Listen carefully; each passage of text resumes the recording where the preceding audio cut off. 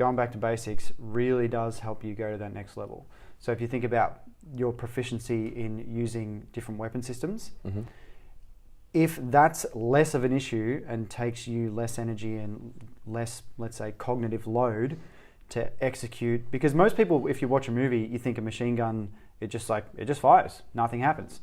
But there's actually a bunch of stuff that can happen to that weapon system and it will stop firing.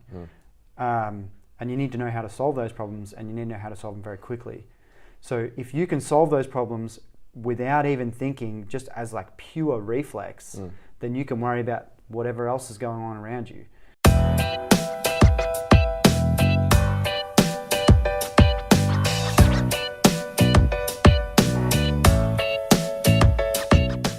Right, welcome back to the CrossFit by Design podcast. This is episode number 10. How are you, Brendan? Very well. Number 10, that's cool. Number 10, yeah. The big 1-0. How you going? I'm going very fine. Yeah, we should, 10's not much of a milestone. Maybe we'll come back to that at 100. Yeah, maybe. Yeah. Let's not get ahead of ourselves. Yeah. All right, so back to basics. We want to talk about foundations, basics, core principles, whatever you want to call it. Yep. I want to talk about that today and expand on that a little bit and why we think that's important. So why does everyone talk about going back to the basics? Because it's a popular thing, and especially if you've been coached by someone, you know the coaches harp on a lot about, got to bring it back to the basics and get the basics right before we advance on. Why are we talking about that? Well, it's your pathway to further development. Yep. So military experiences always makes for good examples, because anything in the military or in wartime is just life magnified when you think about the given situation. So to use that as an example, every year when we got back from deployment, back to basics, back to basics, back to basics. Yep. And we're always just like, here we go. But when you break it down, going back to basics really does help you go to that next level. So if you think about your proficiency in using different weapon systems, if that's less of an issue and takes you less energy and less, let's say, cognitive load to execute, because most people, if you watch a movie, you think a machine gun, it just fires, nothing happens. But there's actually a bunch of stuff that can happen to that weapon system and it will stop firing. And you need to know how to solve those problems, and you need to know how to solve them very quickly. So if you can solve those problems without even thinking, just as like pure reflex, then you can worry about whatever else is going on around you. And then that in turn helps you get to the next level. Because mentally that's not taking up a lot of things, because I can do that with my eyes closed, literally. And CrossFit as an example, air squat, no one loves doing the air squat, but that's your key to further developing a heavy back squat, is like really nailing down the basic mechanics of that, so that when there's weight on your back, you're not thinking about the basics, you just got them nailed. Like you can maintain, or you can achieve these positions you need to with your eyes closed. Yeah. So there's a lot more to it than people think. Okay. So talking about CrossFit in general, there's a word that probably a lot of people haven't heard of before, which is virtuosity. Do you want to explain a little bit about virtuosity and how that applies to this conversation? Yeah. So virtuosity is doing the common uncommonly well. Yeah. And it applies to this conversation because the common is, well, we're talking about the basics that when we talk about the common.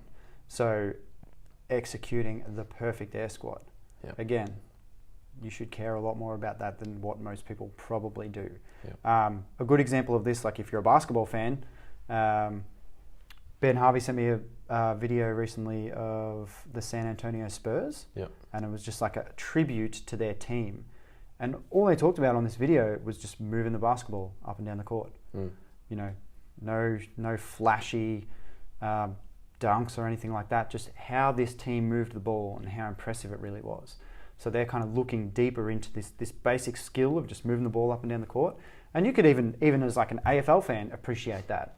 Like just simple footy executed really well. It's a really awesome thing to watch. Yeah, if you can't hit a target 25, 30 meters away, 99 times out of 100, then how are you going to begin to then start to put more advanced tactics into play? Like, okay, we're going to switch the ball back here, then we'll go down the line, then we'll cross. Well, you've got to be able to hit the target first. Absolutely, yeah. So. And It's just that, doing the common uncommonly well. Yep. Most people can do an air squat, but how good can you do without air squat? Yeah. That's what's uncommon. Yeah. And I think maybe, to draw an analogy in people's minds as to how that affects, how the basics affect things down the chain is if you've got a pyramid, the height of the pyramid is only going to be determined by how wide the base is. And, that base, if there's a brick in the base of the pyramid that's a little bit off, it means the top's never going to be as sturdy as what it could be.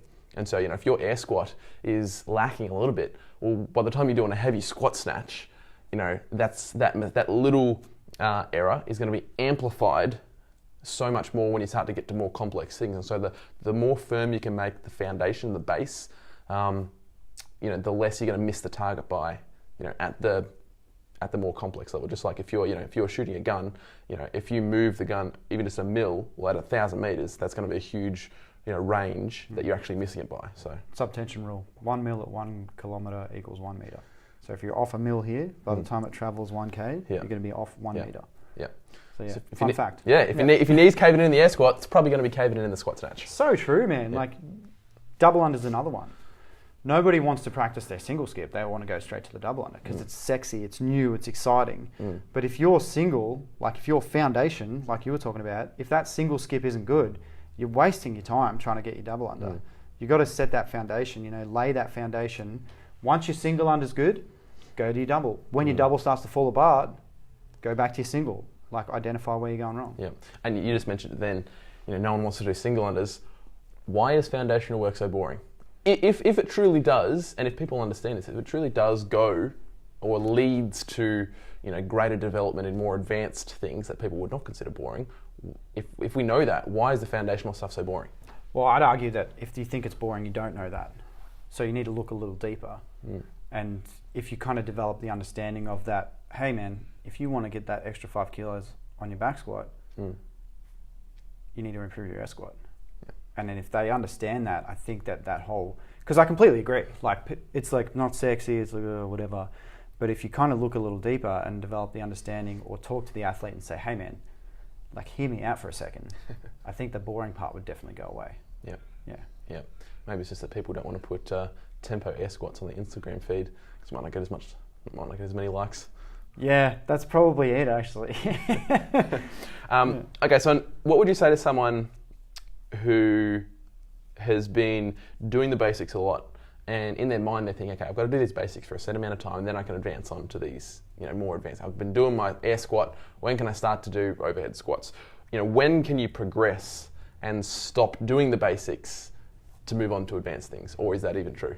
Yeah, well, it's the answer no one wants to hear. Like, no, like if you want to keep improving, you need to always come back to the basics.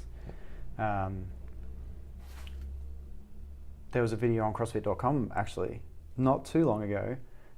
Chris Henshaw got the games athletes to try and do a single skip, and they couldn't do it. Yeah.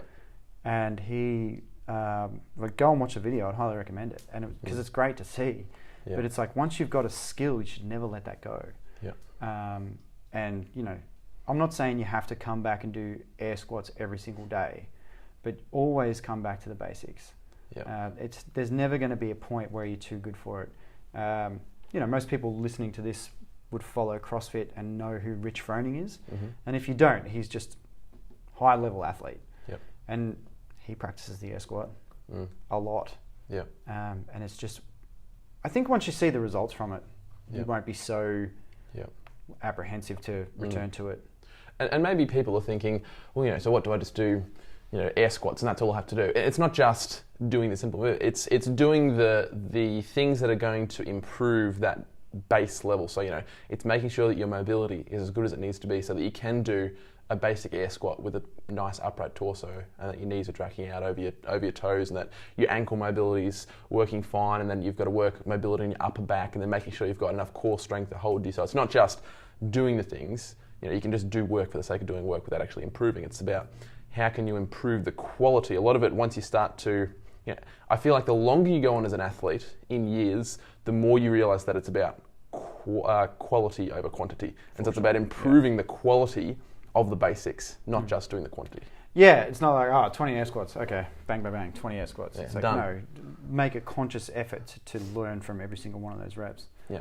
And that's what we mean by virtuosity, is doing that common thing, that air squat uncommonly well. Like, you do air squats better than anyone else, and that's that's what we mean. Absolutely. Yeah. Word. I reckon that's a good place to finish it. Yeah, for sure. All right, thank you. Thank you.